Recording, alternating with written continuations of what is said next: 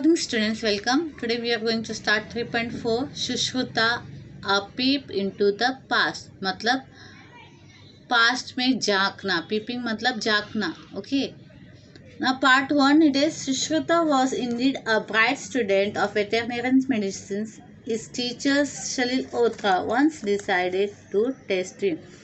सुश्रुता क्या है? Bright student. Is a bright student of veterinarian medicine. मतलब वेटेरिनेरियन किसको बोलते हैं? जो जानवरों का डॉक्टर होता है उनको वेटेरिनरी बोलते हैं. ओके.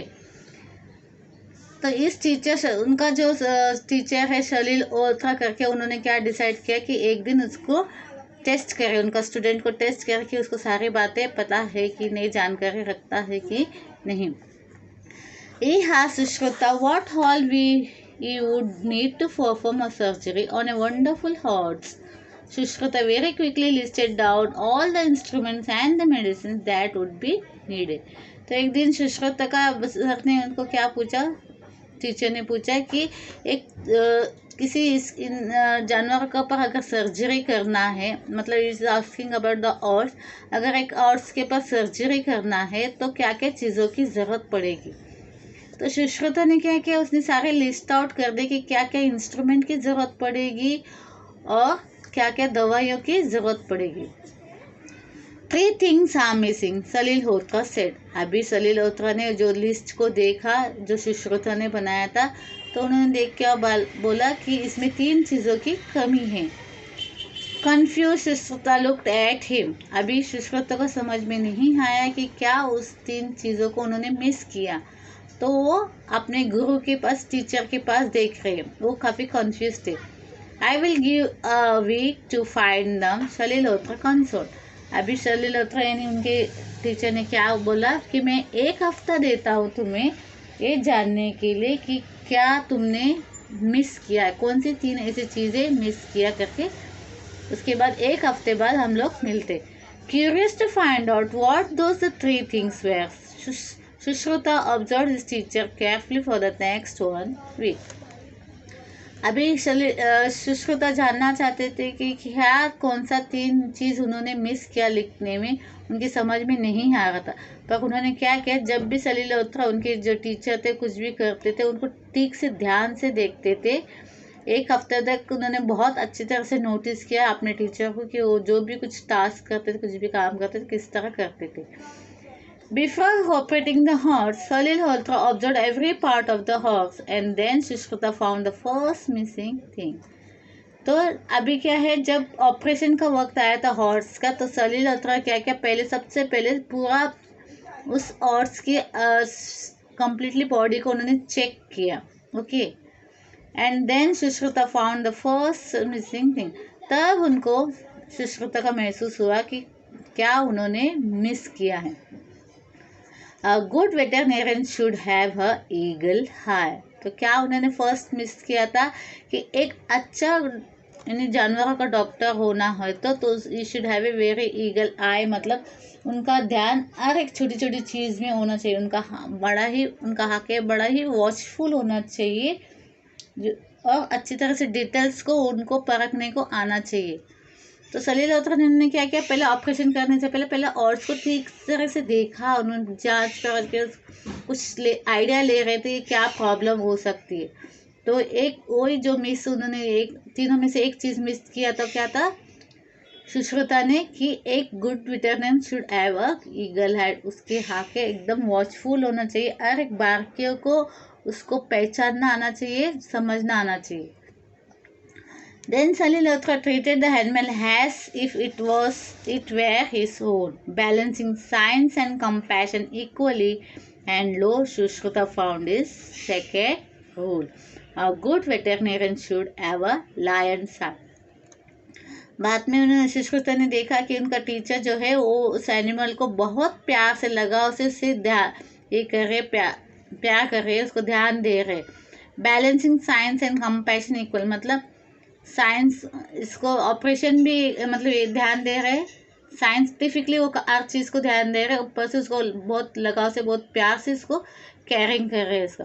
तब उनको सुश्रुता को समझ में आता है कि एक अच्छा वेटरनरी होना है तो you should have a lion's heart. Lions heart मतलब बैलेंस करना चाहिए, उसमें सिंपैथी भी होना चाहिए, इक्वली साइंस भी होना चाहिए।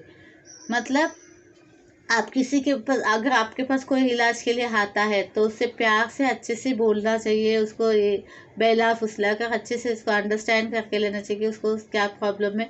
फिर एक डॉक्टर होने के नाते आपको क्या करना चाहिए ये भी आपको पता होना चाहिए। तो इससे क्या मतलब है, a good veterinarian should have a lion's heart, मतलब उससे प्यार से भी बात करना चाहिए, उसको सिंपैथी दिखाना चाहिए, समझाना चाहिए बड़े अच्छे से, और बाद में उसके बीमारी के हिसाब से जिस तरह के इलाज होना चाहिए वो चीज़ें भी करनी चाहिए। Shalil Halta helped the horse recover after the surgery. Shushruta came to know that a good veterinarian should have a mother's touch too. अभी ऑपरेशन सब करने के बाद उन्होंने सलील अल्त्रा ने क्या किया, जैसे ही हॉर्स के ऊपर, घोड़े के ऊपर उन्होंने सर्जरी की, उन्होंने उसके बाद बहुत अच्छे से उनका देखभाल किया। तो ये सब देख रहा था शुष्रुता, क्या है ये सब चीज़ें जब अपने टीचर को करते हुए देख रहे थे तब उसको एहसास हुआ। ये जो तीसरा जो पार्ट उन्होंने मिस किया था वो क्या था, मदर टच। मतलब एक अच्छे वेटरनरियन को क्या है, एक माँ की ममता भी होनी चाहिए। मीन्स जिस तरह बच्चा बीमार होता है या घर में कोई बीमार होता है तो क्या करते, माँ बहुत देखभाल करती है उस बच्चे की, शिकायत और उसका खाने पीने, इसके हर एक चीज़ उसके लिए वो ला के देती है या प्रोवाइड करती है। तो एक अच्छा वेटरनरियन को भी क्या है, एक माँ की तरह होना चाहिए, उसमें एक फीलिंग्स, एक भावना होनी चाहिए, ममता होनी चाहिए, जैसा एक माँ को अपने बच्चे के प्रति ममता होती है। तो ये 3 डिस्कवर उन्होंने किया कि व्हाट वाज दैट। फर्स्ट जो ये 3 थिंग्स मिसिंग में से था, एक चीज़ क्या था मिसिंग था कि a good veterinarian should have an eagle eye. ये फर्स्ट पॉइंट था। 3 मिसिंग चीज़ों में से एक फर्स्ट पॉइंट क्या था, a good veterinarian should have a eagle eye, मतलब उसकी आंखें बड़ी तेज़ होनी चाहिए, हर एक चीज़ को, बारीकियों को उसमें देखने की क्षमता होनी चाहिए। He should have a note high on every details. दूसरा है, एक गुड वेटरनरियन को एक लायंस हार्ट होनी चाहिए, मतलब वो एक अच्छा सा डॉक्टर भी होना चाहिए, उसको सर्जरी भी करने आनी चाहिए। उसके साथ साथ उसको सामने वाले जो पेशेंट्स हैं उसको अच्छी तरह से उसको समझा के, उसको सिंपैथी दिखा के, उसको समझा बुझा के, उसको उसकी प्रॉब्लम को समझ के हमें क्या करना है, समझाना भी है, प्लस उसको एक साइंटिफिक सर्जन क्या करेगा, ऑपरेशन भी करना आना चाहिए। मतलब कुछ लोग देख के डर जाते, कौन अगर ऐसे नहीं होते, सर्जन को सर्जरी भी करना आना चाहिए, कितना भी कॉम्प्लिकेशंस उसके सामने हो तो उसमें इसको हिम्मत बनाए भी रखनी है और पेशेंट्स को भी हिम्मत देनी होती है। थर्ड जो पार्ट होता है, a good veterinarian should have a mother's touch, मतलब उसके एक माँ की ममता भी होनी चाहिए। जब कोई बीमार होता है तो किस तरह माँ केयर करती है अपने बच्चों की, उस तरह जब कोई भी सर्जरी होता है तो उस पेशेंट को उसको एक माँ की ममता की जैसे उसको वेल केयरिंग किए जाने चाहिए, उसके टाइम पे खाना पीना, दवाई, everything at should be done, ताकि वो जल्दी से रिकवर हो सके। तो ये 3 चीज़ें उसकी समझ में आता है।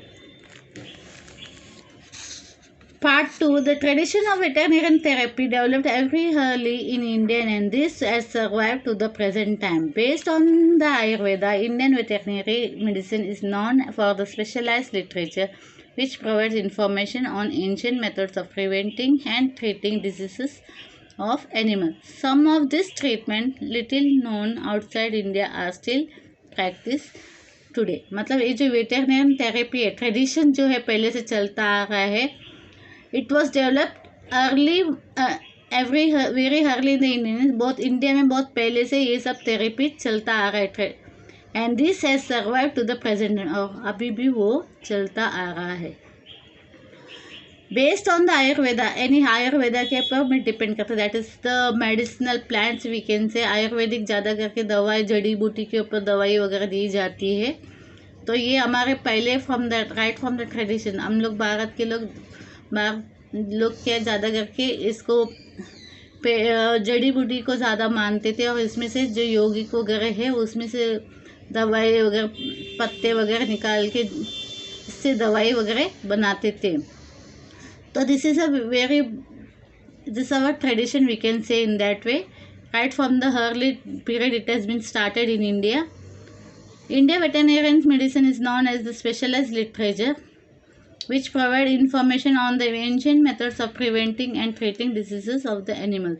यानी इसको Indian veterinary medicine is known as specialise, आप इसको काफ़ी स्पेशलाइज लिटरेचर माना जाता है, जहाँ पे which that provides informations on the ancient method. यानी एंशिएंट मेथड में जो मेथड्स वगैरह इस्तेमाल करते थे उसका इंफॉर्मेशन हमें मिलता है, किस तरह एनिमल्स को वगैरह ट्रीट किया जाता था. Some of this treatment still known outside India. अभी भी ये जब ट्रीटमेंट से जो पहले के ज़माने में चलता आ रहा था वो कुछ बाहर, इंडिया के बाहर भी लोगों को पता है, और स्टिल वो उस तरह के जो प्रैक्टिसेस उस वक्त चलते थे वो अभी भी चल रहे हैं. Now here I am going to stop over here.